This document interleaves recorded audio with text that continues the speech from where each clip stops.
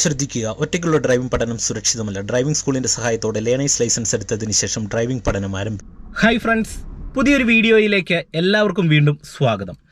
Car drive ചെയ്ത് തുടങ്ങുന്ന ടൈമിൽ ബിഗിനേഴ്സിനുള്ളൊരു കൺഫ്യൂഷനാണ്, അല്ലെങ്കിൽ ഒരു സംശയമാണ്.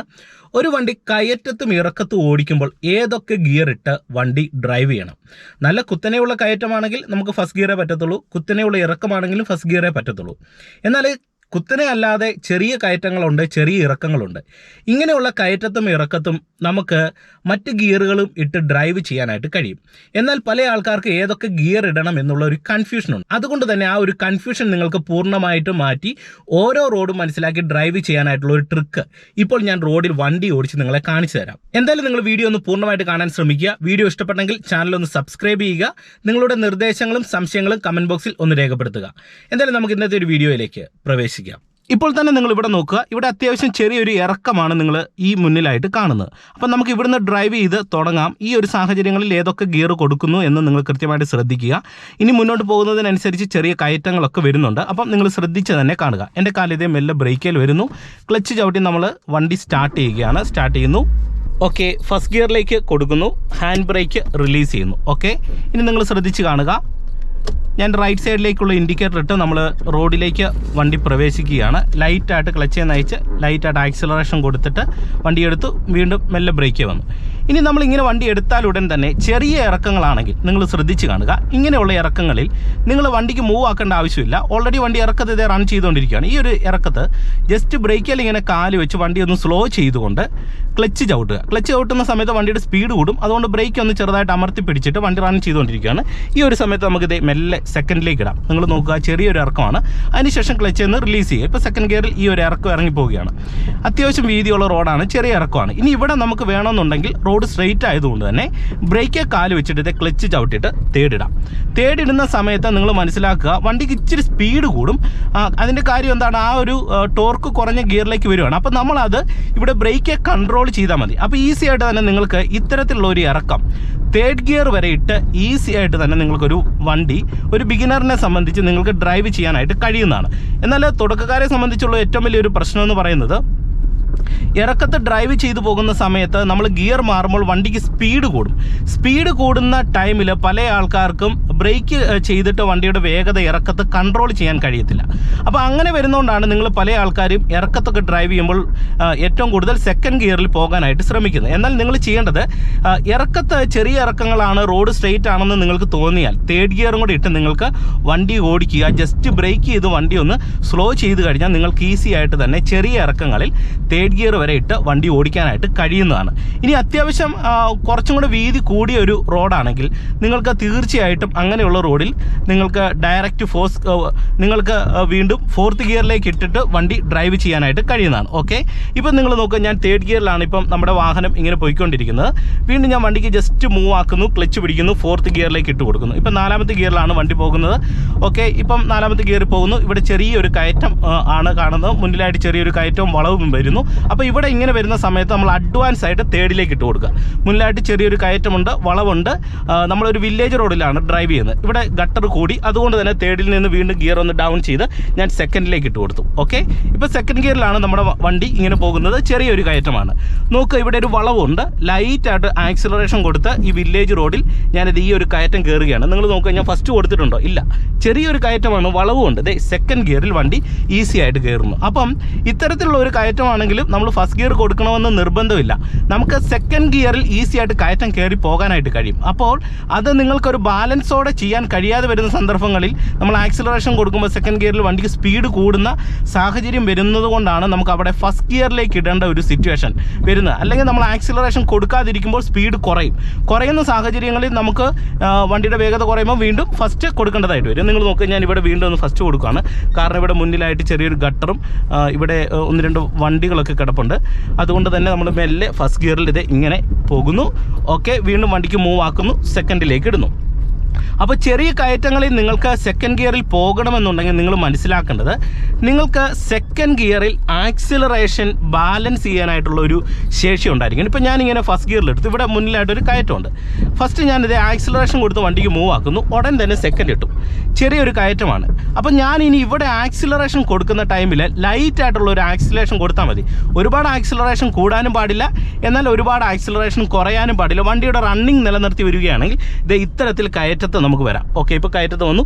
വീണ്ടും ഞാൻ ഫസ്റ്റ് ഗിയർ കൊടുത്തിട്ട് ഇവിടുന്ന് ലെഫ്റ്റ് ടേൺ എടുക്കുകയാണ്. ലെഫ്റ്റ് സൈഡിലേക്കുള്ള ഇൻഡിക്കേറ്റർ ഇട്ടിട്ട് ദേ ക്ലച്ച് കൺട്രോൾ ചെയ്ത് ലെഫ്റ്റ് ടേൺ എടുക്കുന്നു. അപ്പോൾ ചെറിയ കയറ്റങ്ങളിലാണെങ്കിൽ നമുക്ക് ഈസി ആയിട്ട് തന്നെ സെക്കൻഡ് ഗിയറിൽ വണ്ടി ഡ്രൈവ് ചെയ്യാമെന്ന് മനസ്സിലാക്കുക. ഇപ്പോൾ തന്നെ നിങ്ങൾ നോക്കുക, ഇവിടെ വീണ്ടും ചെറിയൊരു കയറ്റമാണ്. ആക്സിലറേഷൻ കൊടുത്ത് വണ്ടിക്ക് മൂവ് ആക്കുന്നു, സെക്കൻഡിലേക്ക് ഇടുന്നു. ഓക്കെ, ഇപ്പോൾ സെക്കൻഡ് ഗിയറിൽ പോകുന്നു. ദേ ചെറിയൊരു കയറ്റമാണ്, വളവാണ്. ഓക്കെ, വീണ്ടും വണ്ടിക്ക് മൂവ് ആക്കുന്നു, ക്ലച്ച് പിടിക്കുന്നു. ഇത് ഈ ചെറിയ കയറ്റത്തെ ഞാൻ തേർഡിലേക്ക് ഇട്ടു. ഓക്കെ, നിങ്ങൾ നോക്കുക, അത്യാവശ്യം ചെറിയ കയറ്റമുണ്ട്, വളവുണ്ട്. അപ്പം ഇവിടെ നമുക്ക് ആ ഒരു ആക്സിലറേഷൻ കൊടുത്ത് വണ്ടിക്ക് മൂവ് ആക്കുകയും സ്റ്റിയറിംഗ് ബാലൻസ് കൊണ്ട് വണ്ടിയുടെ സ്പീഡ് കൂടുന്നുണ്ടെങ്കിൽ അതനുസരിച്ച് ആക്സിലറേഷനിൽ നിങ്ങൾക്ക് സ്പീഡ് കൺട്രോൾ ചെയ്യാനായിട്ടുള്ള ഒരു ബാലൻസ് അത് നമുക്ക് ഈസി ആയിട്ട് കിട്ടുന്നതാണ്. അത് കിട്ടിക്കഴിഞ്ഞാൽ നമുക്കിത് ഇതുപോലെ ചെറിയ കയറ്റങ്ങൾ ഈസി ആയിട്ട് തേർഡിൽ പോകാനായിട്ട് കഴിയും. ഇപ്പം ഞാൻ തന്നെ നമ്മൾ താമസിക്കുന്ന ഈ ഒരു ഏരിയ എന്ന് പറയുന്നത് ഒരു ഹിൽ ഏരിയയാണ്. അതുകൊണ്ട് തന്നെ ഇവിടെ നമുക്ക് കയറ്റത്തോട് കൂടിയ റോഡുകൾ, ഇറക്കത്തോട് കൂടിയ റോഡുകളൊക്കെയാണ് കൂടുതലുള്ളത്. ഇവിടെ നമ്മൾ എപ്പോഴും സെക്കൻഡിലോ ഫസ്റ്റിലോ പോകാനായിട്ട് ശ്രമിച്ചു കഴിഞ്ഞാൽ നമുക്ക് ഉദ്ദേശിക്കുന്ന സമയത്ത് ഉദ്ദേശിക്കുന്ന സ്ഥലത്ത് വണ്ടിയുമായിട്ട് എത്താനായിട്ട് കഴിയത്തില്ല. അത് തന്നെയല്ല, അത് ശരിയായിട്ടുള്ള ഒരു മെത്തേഡും അല്ല. ഇപ്പം നിങ്ങൾ നോക്കുക, തേർഡിൽ പോകുന്നു, ആക്സിലറേഷൻ കൊടുത്ത് വണ്ടിക്ക് മൂവ് ആക്കുകയാണ്. ഞാനിത് ഫോർത്തിലേക്ക് ഇട്ടു. ലൈറ്റായിട്ട് ഒരു നിരപ്പ് റോഡാണ് വന്നത്, ഫോർത്തിലേക്ക് ഇട്ടു. ഇപ്പം നിങ്ങൾ നോക്കുക, ഈ ഒരു കയറ്റം ഫോർത്തിൽ ഇത് ഇങ്ങനെ കയറി പോവാണ്. ദേ കയറ്റം ഇങ്ങനെ ഫോർത്തിൽ കയറി പോകുന്നു. ഇപ്പോൾ ആവറേജ് വണ്ടിയുടെ സ്പീഡ് എന്ന് പറയുന്നത് ഒരു 40-45 കിലോമീറ്റർ വേഗതയിൽ ഞാനൊരു കയറ്റമാണ് കയറി പോകുന്നത്. നിങ്ങൾക്ക് അത് ക്യാമറയിൽ എത്രത്തോളം മനസ്സിലാകുന്നുണ്ടെന്ന ഒരു ഐഡിയ കിട്ടുന്നില്ല, എന്നാൽ നിങ്ങൾ മനസ്സിലാക്കുക, അത്യാവശ്യം നല്ലൊരു കയറ്റമാണ്. ഈ വണ്ടിയൊക്കെ ഇറങ്ങി വരുന്നത് നിങ്ങൾ കണ്ടില്ലേ. അപ്പം ഇങ്ങനെ കയറി വരുന്ന സന്ദർഭങ്ങളിൽ നിങ്ങൾ നോക്കുക, ചെറിയൊരു കയറ്റം നമ്മൾ ഫോർത്തിൽ വരുന്നു.